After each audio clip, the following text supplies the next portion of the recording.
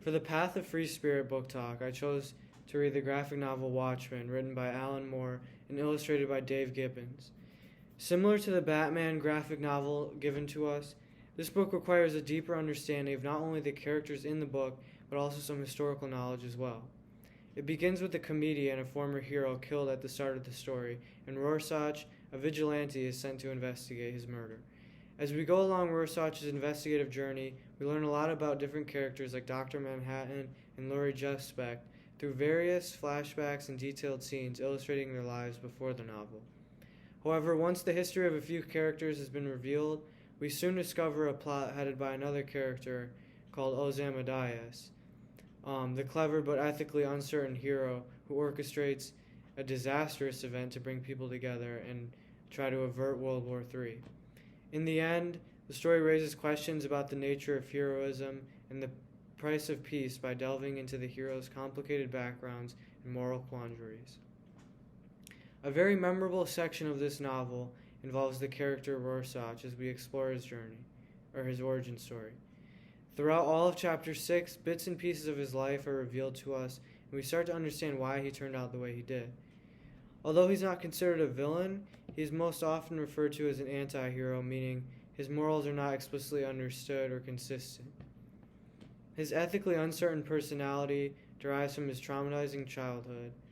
At a young age, Rorschach was exposed to the ugly side of his parents' relationship, and he was severely bullied by his peers simply because of the way he looked. I emphasize the underlying problems he faced during his childhood because they play a huge role in the person he would later become. On page 188, the first 3 panels show him working in a clothing shop. Rorschach discovers an unwanted dress that has been deemed ugly. He sees the dress and becomes fascinated by its simplistic beauty. He says, "Wrong, not ugly at all. Black and white, moving, changing, not mixing gray.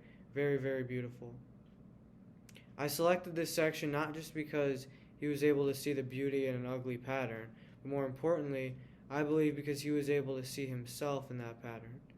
His struggles to fit in and please others throughout his life are similar to the way people disregarded the pattern of the dress.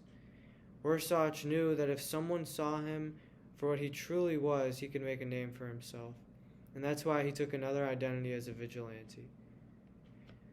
With such a complex plot and detailed sections of the book like the one I just referenced, I can see why this novel gained popularity. That said, it's very worth reading because of the unorthodox approach Alan Moore took as he began writing The Watchmen.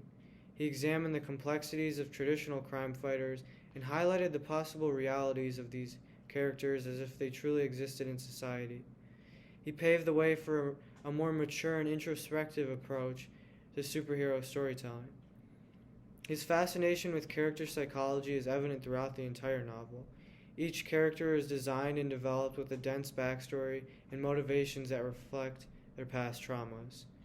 Moore's emphasis on character development is the most important part of his creation, as it adds another dimension to the already complex or complicated story.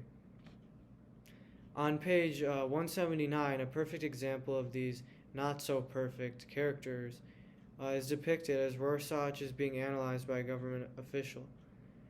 The quote goes, "Nevertheless, I'm convinced I can help him. No problem is beyond the grasp of a good psychoanalyst, and they tell me I'm very good with people." This quote goes to show how psychological material is heavily included in the book, and not just regular superhero issues commonly found in any other basic comic or graphic novel. When great pieces of literature like Watchmen are created, they are often followed by some sort of movie or TV show. In this case, both were actually made in order to accurately portray the novel. Although I haven't watched either of them, I am interested in learning more about how the characters are represented and whether the storylines do match with the original book. Overall, I would recommend this book to anyone that is seeking a little more complexity and detail in what are usually simply formatted books. Thank you.